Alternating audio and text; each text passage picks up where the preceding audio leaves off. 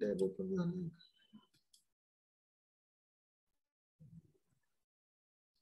Weight a minute. तर elective agronomy हा जो कोर्स आहे तो वीड मॅनेजमेंटचा आहे. अतिशय इंटरेस्टिंग आणि अतिशय सिंपल कोर्स आहे. ह्याच्यामध्ये काही डिफिकल्ट किंवा असं काय अवघड नाही, इंटरेस्टिंग आहे. You will get a good idea regarding with this elective weed management. ह्याच्यामधनं वीडच्या संदर्भामध्ये तुम्हाला खूप चांगली आणि खूप इन्फॉर्मेटिव्ह इन्फॉर्मेशन भेटेल. ऍक्च्युली हा इलेक्टिव्ह असायला नको पाहिजे होता. It is a compulsory course पाहिजे होता तुम्हाला.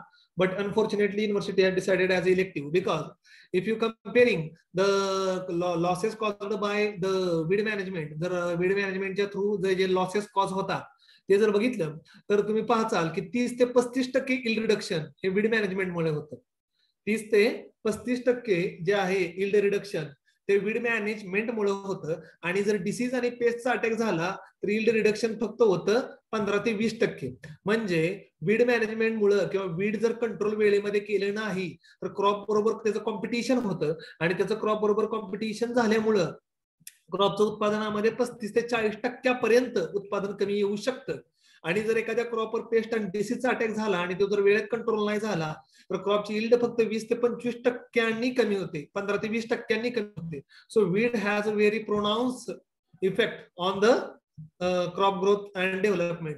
वीडचा जो आहे तो क्रॉप ग्रोथ आणि डेव्हलपमेंटवर खूप जबरदस्त इफेक्ट असतो. आता हे आपलं आहे टीचिंग शेड्यूल. टीचिंग शेड्यूल म्हणजे ह्या कोर्समध्ये तुम्ही काय काय शिकणार आहात हे टीचिंग शेड्यूल आहे. ओके, तर लेक्चर नंबर 1 आहे introduction and importance of weed. त्याचं वेटेज आहे 6%. ओके, त्याच्यामध्ये तुम्हाला वीडचं डेफिनेशन त्याचं इंट्रोडक्शन शिकवलं जाईल. 3 आणि 4 नंबरचं लेक्चर आहे कॅरेक्टरिस्टिक्स ऑफ वीड. वीडचे जे कॅरेक्टरिस्टिक्स आहेत ते तुम्हाला सांगितले जातील. लॉन्जिटिव्हिटी, डॉर्मिनन्सी किंवा हार्डीनेस किंवा रिप्रोडक्टिव्ह कॅपॅसिटी, ओके, परसिस्टन्स, सगळ्या गोष्टी त्याच्यात सांगितल्या जातील. किंवा अडॅप्टेशन. 5वं आणि 6वं लेक्चर आहे harmful and beneficial effect of weed on ecosystem. वीडचे पॉझिटिव्ह पॉईंट आणि वीडचे निगेटिव्ह पॉईंट हे दोन्हीही, म्हणजे वीडचे काय बेनिफिट्स आहेत, काय वीडचे निगेटिव्ह पॉईंट आहेत ते तुम्हाला सांगितलं जातील. म्हणजे असं नाहीये की वीडचे फक्त निगेटिव्हच पॉईंट आहेत, वीडचे पॉझिटिव्ह पॉईंट पण आहेत. वीड ऍज आपण मेडिसिनल प्लांट म्हणून वापरू शकतो, खाण्यासाठी वापरलं जातं, जनावराला फॉडर म्हणून वापरलं जातं. सॉइल वॉटर कन्झर्वेशन मध्ये पण काही वीड मातीला धरून ठेवतात चांगल्या पद्धतीनं. काही वीड कुजल्यानंतर चांगलं न्यूट्रिएंट स्टेटस देतात सॉइलला. त्यामुळं weed has a positive as well as negative point. वीडला पॉझिटिव्ह आणि निगेटिव्ह दोन्ही पॉईंट आहेत. लेक्चर नंबर 7 आणि 8 classification of weed, shift of weed flora. Okay, तर वीडचं इथं क्लासिफिकेशन दिलेलं आहे on the basis of life cycle, on the basis of soil, on the basis of water availability, on the basis of season. Okay, तर हे वेगवेगळ्या प्रकारच्या वीडचं क्लासिफिकेशन दिलेलं आहे depending upon the situations or conditions. या लेक्चर मध्ये तुम्ही शिकणार आहातच. त्याच्यानंतर 11वं लेक्चर आहे क्लासिफिकेशन ऑफ हार्बिसाइड. ओके, तर पहिला हा जो 1 ते 10 लेक्चर आहे ह्याच्यामध्ये तुम्ही वीडची बायोलॉजी, बेसिकली वीड कसं आहे, त्याचे ऍडव्हान्टेज, डिसएडव्हान्टेज, कॅरेक्टरिस्टिक्स, त्याच्या हार्मफुल बेनिफिशियल इफेक्ट, त्याचं क्लासिफिकेशन. तर पहिले जे 10 टॉपिक्स आहेत ह्याच्यामध्ये you will understand the weed biology, वीडची बायोलॉजी शिकणार आहात. आणि 11व्या नंबरच्या टॉपिक पासून पुढे you will see the herbicide or chemical composition of herbicide, how we can control the weed or how we can kill the weed. Weed कसं control करायचं किंवा वीड कसं किल करायचं हे तिथनं पुढे आपण शिकणार आहोत. सो क्लासिफिकेशन ऑफ हार्बिसाइड, त्याच्यामध्ये क्लासिफिकेशन मध्ये हार्बिसाइडचं वेगवेगळ्या पद्धतीनं येतं. त्याचे वेगवेगळ्या पद्धतीचे त्याचे क्लासेस केलेले आहेत, जवळपास 14-15 क्लास आहेत. ओके, त्याच्या केमिकल नेचरनुसार, आणि ते त्याचं क्लासिफिकेशन आहे. I will explain you. त्यानंतर concept of adjuvants and surfactants. Adjuvants the chemical which increase the efficiency of weed, त्याला ऍडज्युव्हंट्स म्हणलं जातं. त्याचे 8 प्रकार आहेत. So I will explain that types in lecture. Herbicide formulations and their use. हर्बिसाइडचे वेगवेगळे different combinations किंवा फॉर्म्युलेशन्स असतात, त्याच्या संदर्भामध्ये तुम्हाला मी माहिती देणार आहे. How it will be useful in agriculture. त्यानंतर नेक्स्ट लेक्चर आहे 15व-16व introduction to the mode of action of herbicide.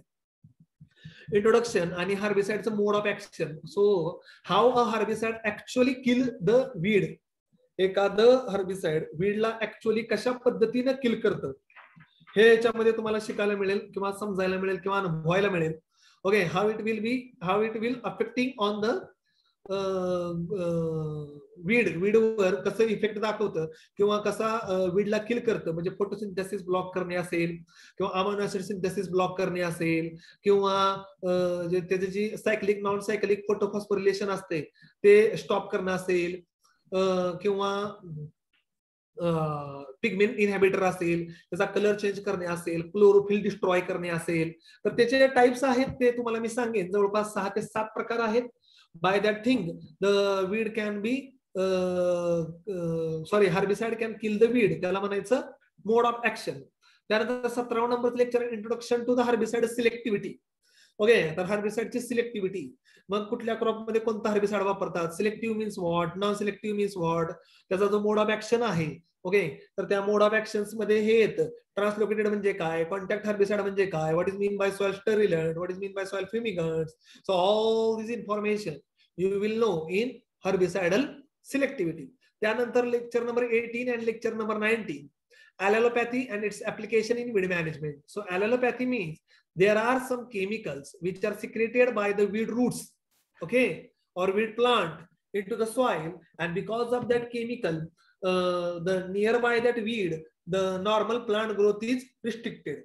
Weed स्वतःच्या मुळांमधून असे काही केमिकल किंवा असे काही सिक्रेशन्स करतं जेणेकरून त्या वीडच्या आजूबाजूला प्लांटची किंवा झाडाची ग्रोथ होत नाही. त्याला म्हणलं जातं ॲलॅलोपॅथिक इफेक्ट. मग त्याच्यामधले प्रकार आहेत आणि ते कसं युजफुल आहे ऍग्रिकल्चर मध्ये. So I will explain on that. आपण ते नंतर पाहणार आहोत. Okay okay. त्यानंतर नेक्स्ट टॉपिक आहे lecture number 21 bioherbicide and their application in agriculture. Okay, so by using a fungal inoculant, okay, fungus inoculant वापरून we can kill the weed. आपण वीडला किल करू शकतो. फंगल इनॉक्युलंट मार्केटमध्ये अवेलेबल आहेत, बायो हार्बिसाइड. ओके, याला मायको हार्बिसाइड पण म्हणलं जातं. So by using a biological method we can control the weed. Okay, Devine, Colaris, Bipolaris ह्याच्याविषयीची इन्फॉर्मेशन तुम्हाला मी त्याच वेळेस देत राहीन. How it can be useful in agriculture, ते ऍग्रिकल्चर मध्ये कशा पद्धतीनं वापरलं जातं. त्याच्यानंतर lecture number 22 and 23 concept of herbicidal mixture and its utility in agriculture. तर most of the farmers are combining the herbicidal mixture with fertilizer, with insecticide, fungicide. So त्याचे जे इफेक्ट असतात सिनर्जिनॅस्टिक, अँटिगोनॅस्टिक, म्हणजे ते पॉझिटिव्हली आहे का निगेटिव्हली येतं, ते सगळं तुम्हाला ह्याच्यामध्ये या लेक्चर मध्ये शिकवण्यात येईल. त्याच्यानंतर लेक्चर नंबर 24 आणि 25 आहे herbicide compatibility with agrochemicals. Okay, herbicide compatibility with agrochemicals. त्याच्या संदर्भामध्ये ही जी माहिती आहे ती मी तुम्हाला देत जाईल. त्यानंतर हार्बिसाइडल कम्पॅटेबिलिटी विथ द फर्टिलायझर्स, मी जे तुम्हाला मी सांगितलं हार्बिसाइड फर्टिलायझर मध्ये मिक्स करून दिलं तर चालतं का, कोणतं द्यायचं कोणतं नाही द्यायचं मिक्स करून, ठीक आहे. त्यानंतर 27-28 interaction of herbicide with non chemical method of weed management. Okay, तर ह्याच्यामध्ये इंटिग्रेटेड वीड मॅनेजमेंट मध्ये by using biological, cultural, mechanical ज्या मेथड आहेत ह्या वापरून वीड कसं कंट्रोल करायचं विदाउट युझिंग अ केमिकल, हे ह्याच्यामध्ये तुम्ही शिकायला मिळेल तुम्हाला. त्यानंतर lecture number 29 or 30 herbicide resistance and its management. Okay, ह्याच्यामध्ये हर्बिसाइडचा रेजिस्टंट म्हणजे by using frequent use of chemical some herbicides are having a resistant to that chemical. वारंवार तेच तेच तेच तेच केमिकल वापरून त्याच्याविषयी हार्बिसाइडचा रेजिस्टन्स क्रिएट होतो. एकच मिनिट.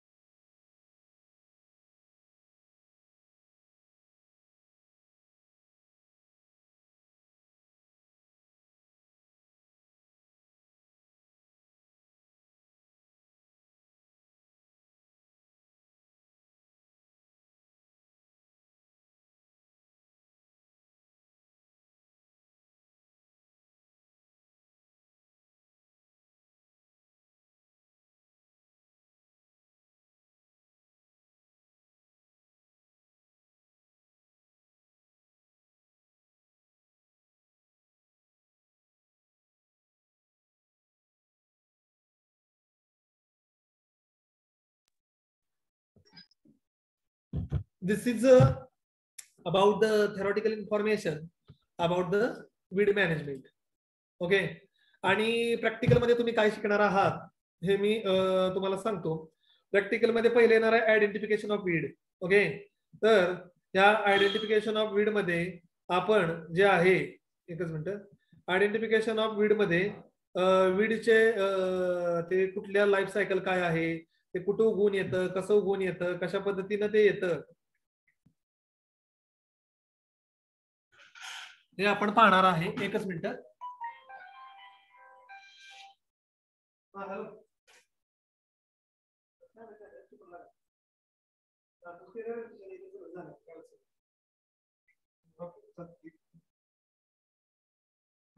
तर या एक्सपेरिमेंट नंबर 1 आणि 2 मध्ये आयडेंटिफिकेशन ऑफ वीड, त्यानंतर techniques of weed preservation.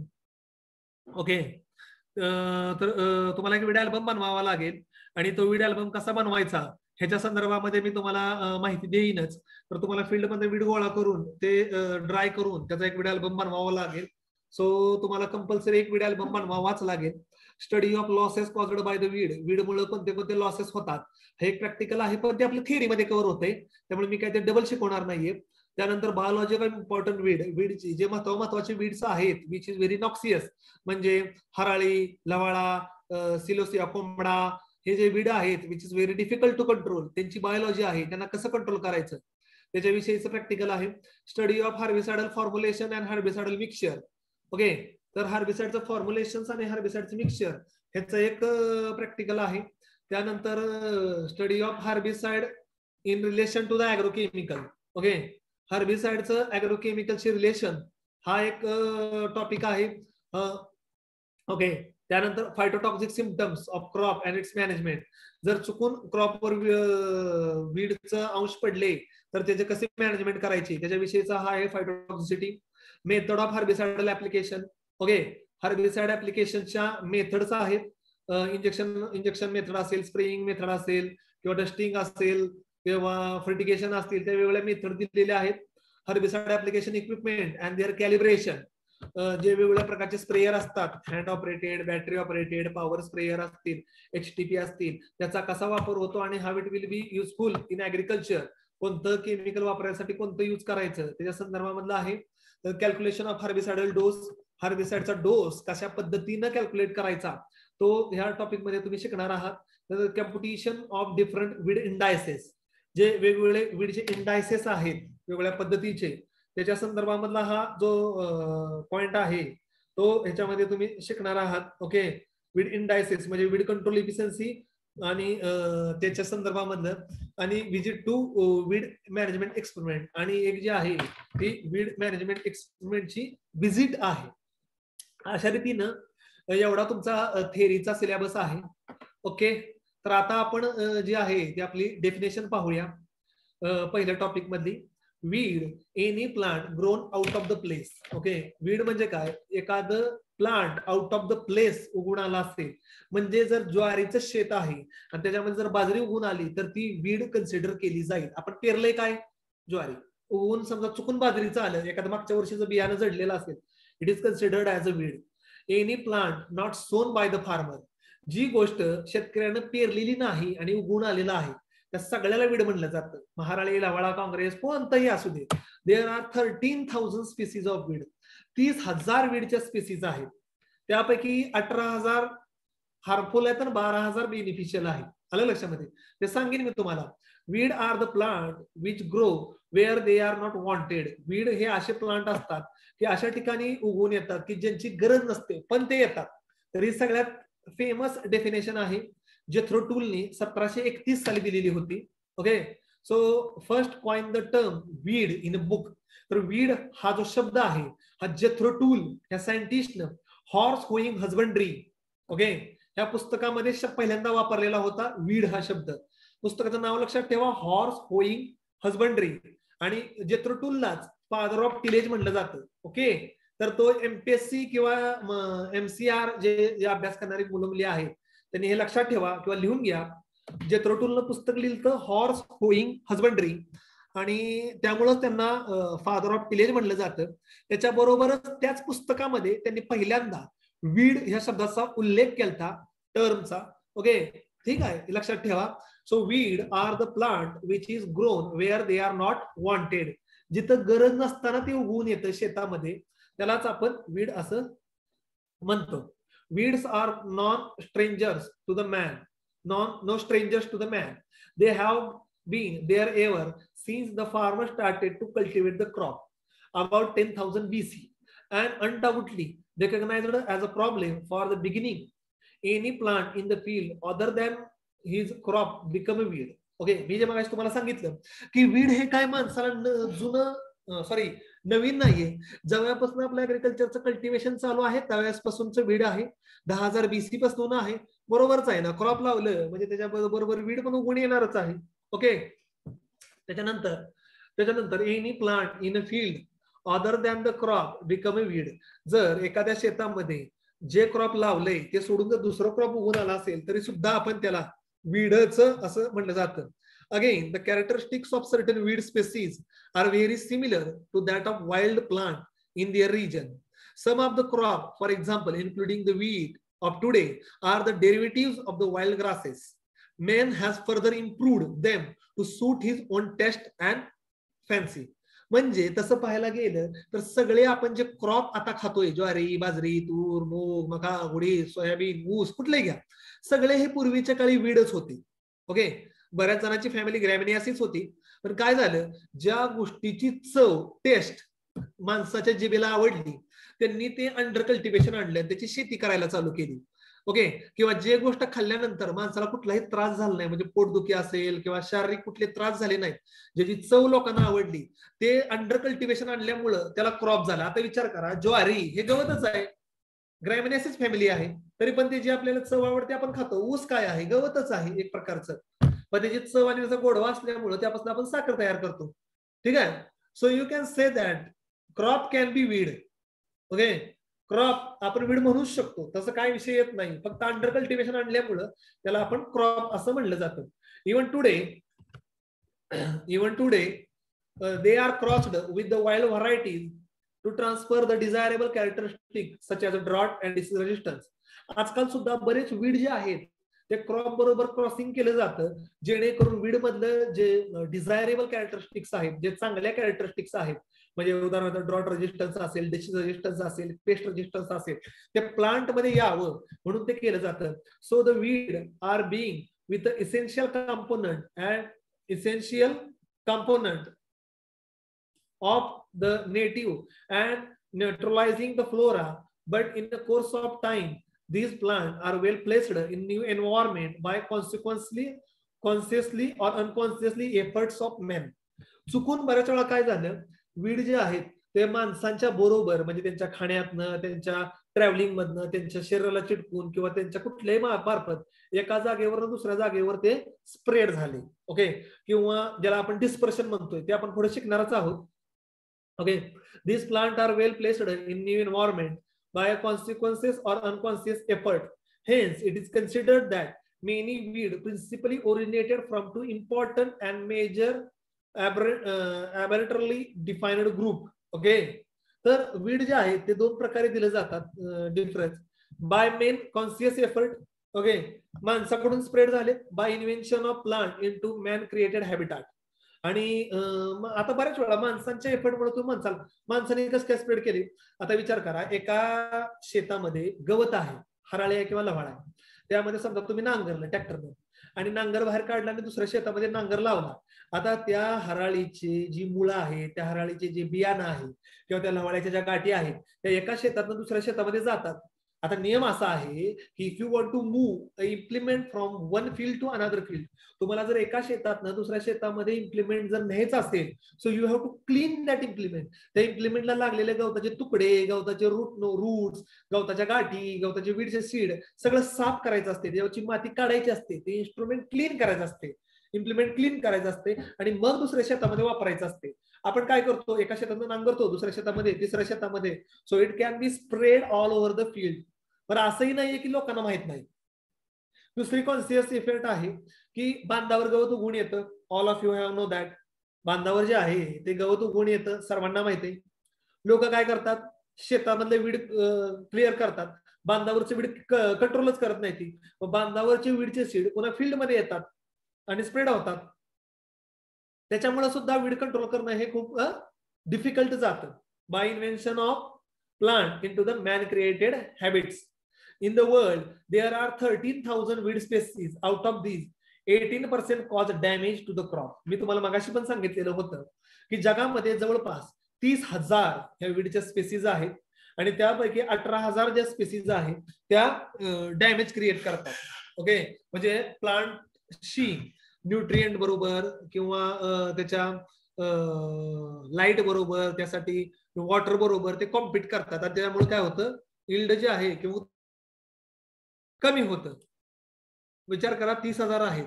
Okay, आता हार्मफुल इफेक्ट ऑफ वीड हा आपण पॉइंट बघूया. The total annual loss of agriculture produce from various paste in India, the weeds account for 45%, insect 30%, disease 20% and other 5%. मगाशी मी जे तुम्हाला सांगितलं at the beginning of this lecture that weed this course will not be elective one. हा elective नसला पाहिजे होता, actually हा compulsory course असला पाहिजे होता. कारण की तुम्ही जर बघितलं तर ऍग्रिकल्चर मध्ये सगळ्यात जास्त losses is caused by the weed. सर्वात जास्त लॉसेस जे होतात ते वीड मुळेच होत आहेत. किती होत आहेत? 45%. आणि इन्सेक्ट मुळे किती होत आहेत? फक्त 30%. डिसीज जर कंट्रोल नाही केला तर 20% लॉस होतात. ओके, आणि फर्टिलायझर मिळालं नाही किंवा पाणी व्यवस्थित मिळालं नाही वेळेत तर 5% लॉसेस होतात. म्हणजे सर्वात जास्त ऍग्रिकल्चर मध्ये जर इल्ड रिडक्शन होत असेल, उत्पादनामध्ये कमतरता येत असेल तर ती कशामुळे येते? वीड मुळे येते. कारण की weed is a direct competitor with the plant. Weed जे आहे ते प्लांट बरोबर डायरेक्ट कॉम्पिटिशन करतं. ओके, इनडायरेक्ट करत नाही. It is a direct competitor with the plant. Okay, त्याच्यानंतर what is weed? Competition of mineral nutrient, competition for water, competition for solar energy, competition for the space, reduce the crop quality, quantity, impair the quality of animal produce, harming the health. Okay, तर इथे जे point आहेत, weed म्हणजे काय ते mineral nutrition साठी कसं competition करतं, वॉटर साठी कसं कॉम्पिटिशन करतं प्लांट बरोबर, सोलर एनर्जी साठी कसं कॉम्पिटिशन करतं प्लांट बरोबर, त्या स्पेस साठी कसं कॉम्पिटिशन करतं प्लांट बरोबर, reduce the crop quality and quantity, क्रॉपची क्वालिटी आणि क्वांटिटी कशी रिड्यूस करतं, impair the quality of animal produce. Okay, तर वीड जनावरांनी खाल्ल्यामुळं जनावरचं दूध पण कडवट होतं किंवा मेंढीला चिकटल्यामुळं मेंढीचं जे वूल आहे त्याची पण क्वालिटी कमी होते. हार्म अॅनिमल हेल्थ, अॅनिमल जनावरांची हेल्थ जी आहे ती हार्मफुल करतं. Harbour the insect pest and diseases, ज्यावेळेस क्रॉप हार्वेस्ट केलं जातं त्यावेळेस पेस्ट अँड डिसीजची लाईफ सायकल वीडवर पुन्हा कंट्रोल होते. डॅमेजिंग ह्युमन हेल्थ, माणसाची हेल्थ जी आहे ती डॅमेज होते. Competition for the solar energy, अलग लक्षामध्ये सनलाईट साठी सुद्धा कॉम्पिट करतं. वीड जास्त स्पीडनं ग्रो करतं आणि जास्त एरिया कव्हर करतं, त्यामुळे प्लांटला जे आहे ते सनलाईट जेवढं पाहिजे तेवढं मिळत नाही. कॉन्टॅमिनेटिंग द वॉटर बॉडीज, म्हणजे पाणी जे आहे तुम्ही बघितलं असेल जलपर्णी किंवा जलकुंभी सगळ्या अख्ख्या नदीमध्ये वाढलेली असते आणि त्यामुळे सुद्धा वॉटर बॉडीज कॉन्टॅमिनेट होतात. Quicker wear and tear of the farm implement, जे नांगर आहे, प्लाव आहे किंवा होज आहेत ह्याचं मेंटेनन्स जास्त येतो, ते खराब होतात, तुटतात लवकर. Reduces the value of land, जमिनीची जी किंमत आहे त्याची व्हॅल्यू जी आहे ती कमी करून टाकतं. लेस इफिशियंट यूज ऑफ लँड, जमिनीची किंमत कमी होते. आता एक लक्षात ठेवा, एखादं जर शेतात पूर्ण गवतानं गच्च भरला असेल, ओके, आणि जर तुम्हाला ते शेत विकायचं असेल तर लोक त्याला चांगली किंमत देणार का? नाही देणार. Okay, increase the cost of cultivation, जे कल्टिवेशनची कॉस्ट आहे ती नांगरणे, कुळवणे, पेरणे याच्या किमती खूप मोठ्या प्रमाणामध्ये वाढवल्या गेल्या जातात किंवा वाढवल्या जातात. आलं लक्षामध्ये? ठीक आहे. आणि डिस्टर्बन्स इन पब्लिक प्लेसेस, आता पब्लिक प्लेसेस म्हणजे काय? जे गार्डन्स असतात तिथले सुद्धा तिथे सुद्धा गार्डन्स मध्ये जर मोठ्या प्रमाणामध्ये वीड गोळा झालं तर ते अतिशय खराब दिसतं. आलं लक्षामध्ये? तर आत्तापुरतं मी लेक्चर स्टॉप करतोय. ओके, एकच मिनिट, आत्तासाठी मी लेक्चर स्टॉप करतोय कारण की लेक्चर शेवटचे 10 मिनिटं राहिलेले आहे, 10-15 मिनिटं नंतर माने सरांचं लेक्चर आहे. त्यामुळं आता जो आपला टॉपिक आहे तो शिकून पण संपणार नाही, त्यामुळे मी सध्या पुरतं लेक्चर स्टॉप करतोय. आलं लक्षामध्ये? आणि ज्यावेळेस आपलं 2-2 लेक्चर आहेत, आरामशीर आपला सिलेबस संपून जातोय. तर आजच्या लेक्चरमध्ये मी तुम्हाला वीडच्या बाबतीमध्ये वीडचे इंट्रोडक्शन, सिलेबसचे इंट्रोडक्शन, वीड म्हणजे काय असतं, त्याचे डेफिनेशन्स काय असतात, ह्याच्याविषयीची संपूर्णपणे माहिती दिलेली आहे. ओके, कोणाला काही शंका असेल तर विचारा. आहे का कोणाला काही शंका?